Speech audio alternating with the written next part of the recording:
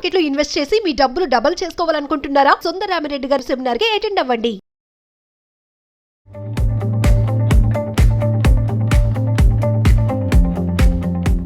Suman TV ప్రేక్షకులకు నమస్కారం. నేను మీ అనలిస్టు మందడి కృష్ణారెడ్డిని మాట్లాడుతున్నాను.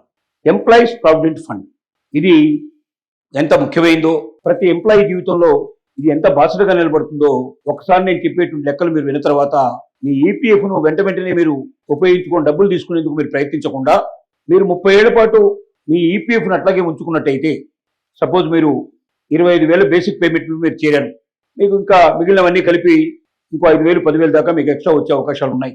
కానీ అవన్నీ కటింగ్ పోగా మీకు 25,000 పర్ఫెక్ట్గా వస్తుంది అనుకుందాం. ఈ 25,000లో 12% మీరు మీ కాంట్రిబ్యూషన్ ఇవ్వాలి. అలాగే ఎవరైతే ఎంప్లాయ్మెంట్ మీకు ఇచ్చినటువంటి వ్యక్తులు ఉన్నారో యాజమాన్యం కూడా వారి యొక్క వాటాన్ని దీంట్లో కట్టేస్తారు. ఇలా ఇద్దరు వాటాలు కలిపి పెరిగిపోతూ ఉంటుంది.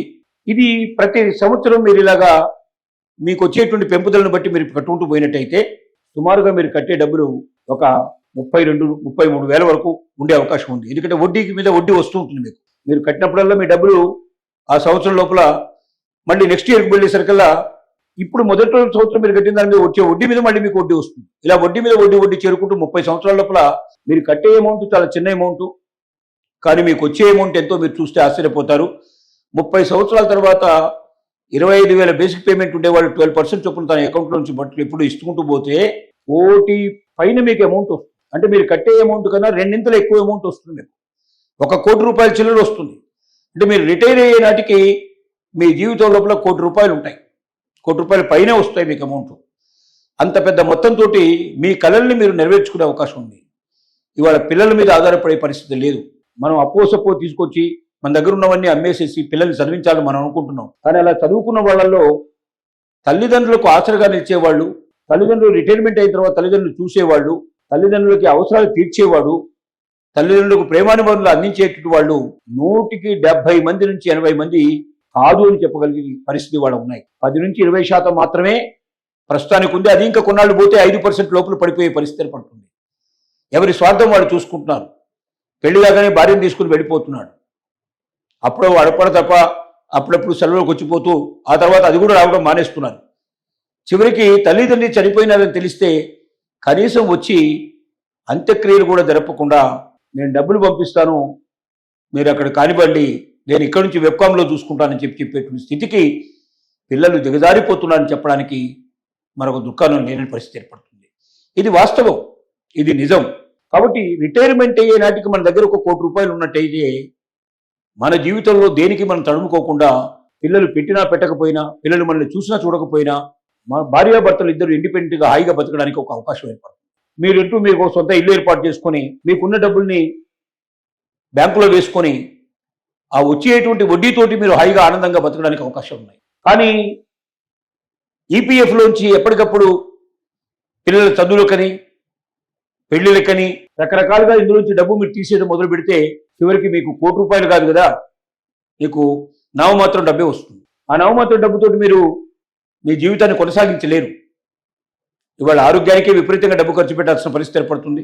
అనుకోకుండా పెద్ద జబ్బు వస్తే పూర్తిగా మనం చితికిపోవాల్సిన పరిస్థితి ఏర్పడుతుంది. ధైర్యం కోల్పోయే పరిస్థితి ఏర్పడుతుంది. కాబట్టి మీరు మీ కాళ్ళ మీద స్వతంత్రంగా జీవించాలంటే ఈపీఎఫ్ను తాకకుండా 30 ఏళ్ల పాటు మీరు ఈపీఎఫ్ను కంటిన్యూ చేసినట్టయితే 25,000 వచ్చే వాళ్ళకి నేను చెప్పినట్టు మాట, 25,000కు బేసిక్ పే వచ్చేటువంటి వాళ్ళకే 12% వాళ్ళ అమౌంట్ నుంచి వాళ్ళకి వచ్చే 25,000 నుంచి 12% డబ్బులు 1,120 రూపాయల చొప్పున తీసుకెడితే ఆ రకంగా మరి 2,500, 2,550 మీరు చూసుకున్నట్టయితే ఎంత వస్తుంది?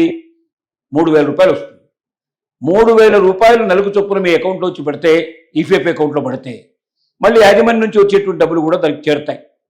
అలాగే ఇద్దరి డబ్బులు చేరి 1 సంవత్సరానికి అది మళ్ళీ వడ్డీతో సహా వడ్డీ పెరుగుకుంటూ మీ అసలు మీద వడ్డీ మీద కూడా వడ్డీ వచ్చి ఆ రకంగా ప్రతి సంవత్సరం అది పెరుగుతూ పోయి 30 ఏళ్ల తర్వాత 33,000 వరకు వచ్చే అవకాశం ఉంది.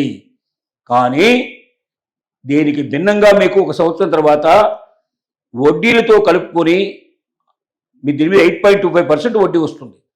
ఈ వడ్డీ మొత్తం చేర్చుకొని కంప్లీట్ చేసుకుంటే మీకు 1,10,00,000 దాకా అమౌంట్ వస్తుంది.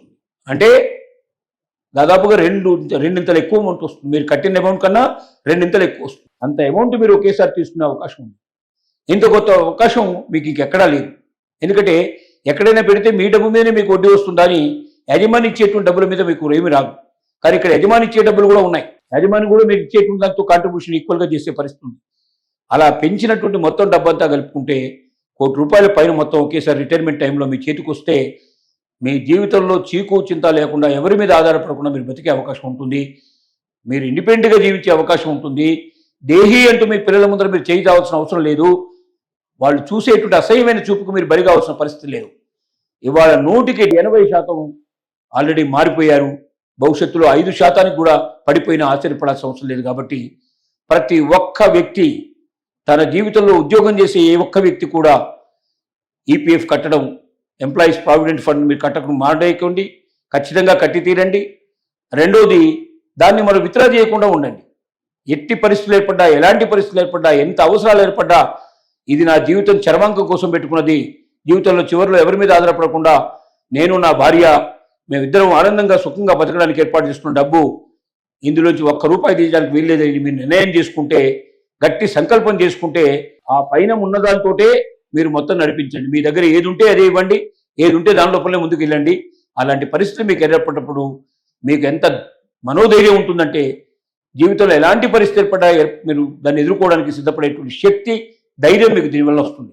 కాబట్టి ప్రతి ఒక్క ఎంప్లాయ్, ప్రైవేట్ ఎంప్లాయ్ అయినా గవర్నమెంట్ ఎంప్లాయ్ అయినా ఈపీఎఫ్ అనేది ప్రతి ఒక్కరికి తప్పనిసరిగా అవసరమే. ముఖ్యంగా ప్రైవేట్ ఎంప్లాయీకి కాంట్రిబ్యూషన్ లోపల యాజమాన్యం కాంట్రిబ్యూట్ చేస్తుంది. గవర్నమెంట్ కూడా అట్లాగే గవర్నమెంట్ తరఫున కూడా వస్తుంది.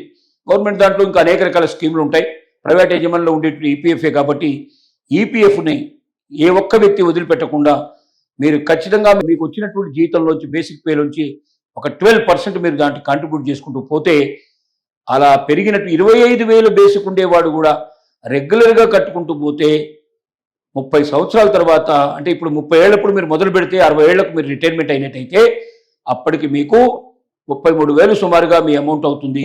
ఆ 33 అమౌంట్కి వీళ్ళకి 8.25% ఇంట్రెస్ట్ చొప్పున టోటల్గా వడ్డీకి వడ్డీ, చక్రవడ్డీ కట్టుకుంటూ కడితే ఎవరికి అది 1,10,00,000 దాటిపోయే అవకాశం ఉంది. రెండింతలు పెరిగే అవకాశం ఉంది. కాబట్టి ఇది ఒక మంచి చక్కటి విలువైనటువంటి పథకం. ఈ పథకంలో ప్రతి ఒక్క ఎంప్లాయీ చేరి దాంట్లోంచి ₹1 తీయకుండా మీరు 30 ఏళ్ల పాటు దాచిపెట్టగలిగితే మీ జీవితం చిట్ట చివరి క్షణం దాకా ఎవ్వరి దగ్గర ఏ రకంగా అడగకుండా మీ జీవితాన్ని ఆనందదాయకంగా మీరు గడుపుకునే అవకాశం ఉంది. ఇందుకోసం ప్రతి ఒక్క ఎంప్లాయీ ప్రయత్నించాలని మా ఆశయం.